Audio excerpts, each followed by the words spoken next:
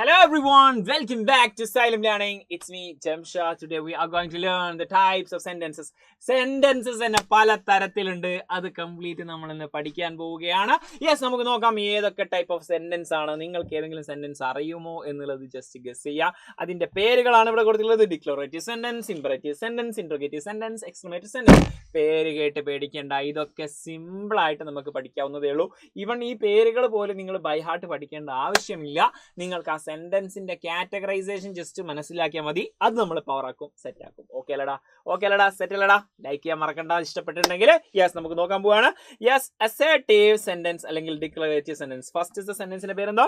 Declarative sentence അല്ലെങ്കിൽ assertive sentence എന്ന് പറഞ്ഞാൽ this sentence related to facts. എന്തെങ്കിലും ഫാക്റ്റ് പറയാണ്, എന്തെങ്കിലും തോട്ട്സ് പറയാണ്, എന്തെങ്കിലും ഒപ്പീനിയൻ, ഒരാളുടെ അഭിപ്രായം, ഒരാളുടെ ചിന്ത, ഒരാളുടെ ഒരു ഫാക്റ്റ് പറയുന്നതിനൊക്കെ എന്ത് പറയും?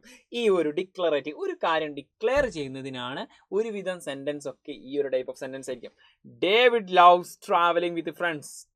ഡേവിഡിന് തൻ്റെ ഫ്രണ്ട്സിന്റെ കൂടെ ട്രാവൽ ചെയ്യുന്നത് ഇഷ്ടമാണ്.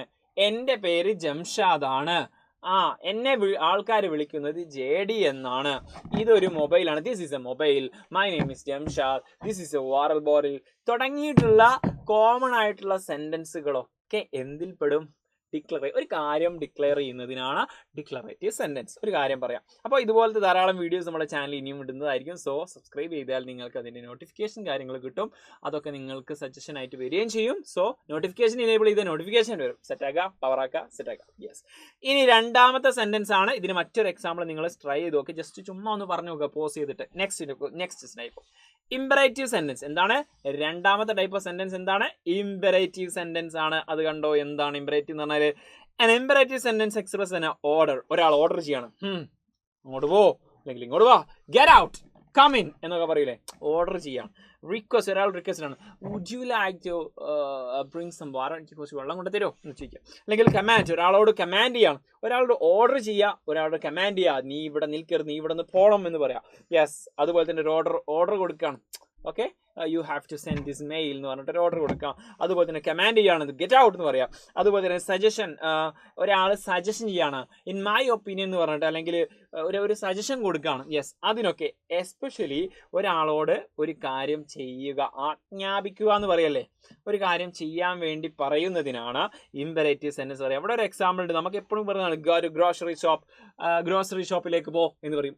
വീട്ടിൽ നിന്ന് അമ്മ പറയും, നീ ഗ്രോസറി ഷോപ്പ് പോയിട്ട് എന്തെങ്കിലും സാധനങ്ങളൊക്കെ വരും, ഒരു ലിസ്റ്റും കൊടുക്കും, വാങ്ങിക്കൊണ്ടിരാൻ പറയും. അതുപോലെ തന്നെ ഗോ ടു ദ റേഷൻ ഷോപ്പിൽ പോകാനൊക്കെ പറയാറില്ലേ? യെസ്. അതുപോലെ ഒരു കാര്യം ചെയ്യാൻ വേണ്ടിയിട്ട് ടേക്ക് യുവർ നോട്ട്സ്, ടീച്ചേഴ്സ് പറയില്ലേ, take your notes, do your homework ചെയ്യടാ എന്നൊക്കെ പറഞ്ഞിട്ട് അങ്ങനത്തെ ഒരു കാര്യം കമാൻഡ് ചെയ്യുന്നതിനാണ് ഇംപറേറ്റീവ് സെന്റൻസ് പറയാം. ഓക്കെ ആണോ?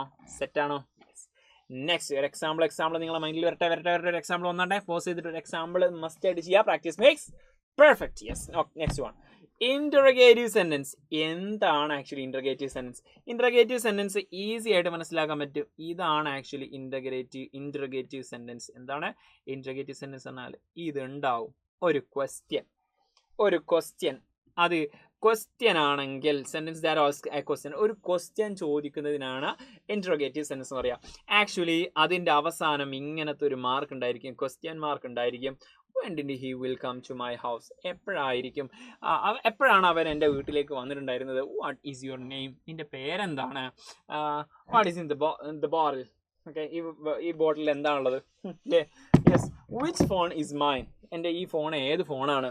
Okay, where are you from? നീ എവിടെ നിന്നാണ് വരുന്നത് എന്നൊക്കെ ചോദിക്കുന്ന ഒരു ക്വസ്റ്റ്യൻ ഉണ്ടാവുമല്ലോ. Yes. What is your favourite movie? Which is your favourite movie? What is your favourite food എന്നൊക്കെ ചോദിക്കില്ലേ? അങ്ങനത്തെ ക്വസ്റ്റ്യൻ ഒക്കെ ഇന്റർഗേറ്റീവ് സെന്റൻസ് ആണ് കേട്ടോ. Okay, yes. അതുപോലെ നമ്മളെ ഈ ഒരു ചാനൽ ചിലപ്പോൾ ലൈവും കാര്യങ്ങളൊക്കെ വരികയാണെങ്കിൽ നിങ്ങൾക്ക് അതിൻ്റെ സ്ലൈഡും കാര്യങ്ങളൊക്കെ കിട്ടാൻ വേണ്ടിയിട്ടും, അതുപോലെ തന്നെ യൂട്യൂബിലിടുന്ന വീഡിയോസിൻ്റെ ഒക്കെ നോട്ടിഫിക്കേഷൻ നിങ്ങൾക്ക് പേഴ്സണലായിട്ട് കിട്ടാൻ വേണ്ടിയിട്ടും നമ്മളൊരു വാട്സപ്പ് കമ്മ്യൂണിറ്റി തുടങ്ങിയിട്ടുണ്ട്. ആക്ച്വലി ഫ്രീ ആയിട്ട് നിങ്ങൾക്ക് ഇതിൽ ജോയിൻ ചെയ്യാൻ പറ്റും. അതിൻ്റെ ലിങ്ക് താഴെ കൊടുത്തിട്ടുണ്ട്. പവർ ആക്കാം. Yes. Next one, last and final, exclamatory sentence. Exclamatory sentence okay നോക്കോ. A sentence that expresses some strong unexpected and extraordinary emotion. Unexpected ആയിട്ടുള്ള ഒരു സർപ്രൈസ് ആവുന്ന അങ്ങനത്തെ ടൈപ്പ് ഓഫ് എന്ത് സെന്റൻസുകളൊക്കെ നമുക്ക് എന്ത് പറയാൻ പറ്റും? എക്സ്ക്ലമേറ്ററി സെന്റൻസിനും അവസാനം ഒരു ചിഹ്നം ഉണ്ട്. ദാ ഈ ഒരു അത്ഭുതത്തിന്റെ ചിഹ്നം ഉണ്ടല്ലോ, വാവ് എന്ന് പറയൂലേ. വാവ് എന്ന് പറഞ്ഞു കഴിഞ്ഞാൽ നമ്മൾ എന്താക്കും? വാവ് എന്ന് പറയുന്ന സമയത്ത് അവസാനം ഈ ഒരു സാധനം ഇടും. ഓക്കെ, എക്സ്ക്ലമേറ്ററി ആ ഒരു മാർക്ക് ഇടും. എക്സ്ക്ലമേറ്ററി ഇമോഷൻ അങ്ങനത്തതിന് ആ ഒരു എക്സ്ക്ലമേറ്ററി മാർക്ക് ഇടും. യെസ്, അത് മനസ്സിലാക്കിയാൽ മതി. പ്ലീസ് ടോക്ക് ടു മീ, കുറച്ച് സ്ട്രോങ് ആയിട്ട് പറയണം. പ്ലീസ് ടോക്ക് ടു മീ, എന്നോടൊന്ന് സംസാരിക്കും. അതിൻ്റെ അവസാനം ഒരു എക്സ്ക്ലമേറ്ററി സാധനം ഉണ്ട്. അതുപോലെ സോ ബ്യൂട്ടിഫുൾ എന്ന് പറയുന്ന സമയത്ത് അവസാനം എന്തിടാം? ആ ഒരു സാധനം മീൻസ് ആക്ച്വലി അത്ഭുതമാണ്. ഓക്കെ, ഓ മൈ ഗോഡ് എന്ന് പറയുന്ന സമയത്ത് അവസാനം എക്സ്ക്ലമേറ്ററി. ഇങ്ങനത്തെ എക്സ്ക്ലമേറ്ററി മാർക്ക് ഉള്ള ഒരു എക്സാമ്പിൾ ജസ്റ്റ് ഒന്ന് ആലോചിച്ച് നോക്കുക. അതുപോലെ ഈ വീഡിയോ ഇഷ്ടപ്പെട്ടിട്ടുണ്ടെങ്കിൽ ലൈക്ക് ചെയ്യാൻ മറന്നു പോകരുത്. നിങ്ങൾക്ക് ടാസ്ക് ഉണ്ട്, നിങ്ങൾ പഠിച്ചത് സെറ്റ് ആണെന്ന് അറിയാൻ വേണ്ടിയിട്ട് നിങ്ങൾ എന്താക്കുക, ഒരു ഇമ്പറേറ്റീവ് സെന്റൻസ് ഏതായിരുന്നു നിങ്ങൾക്ക് ഓർമ്മയുണ്ടല്ലോ? എന്താണ് ഇമ്പറേറ്റീവ്?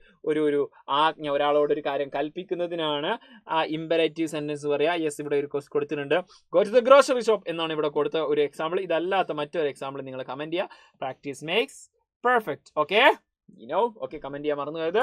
ഓക്കെ, ഇതുപോലെ മറ്റൊരു വീഡിയോ ആയിട്ട് വീണ്ടും വരാം. Until then, it's a bye. Thank you.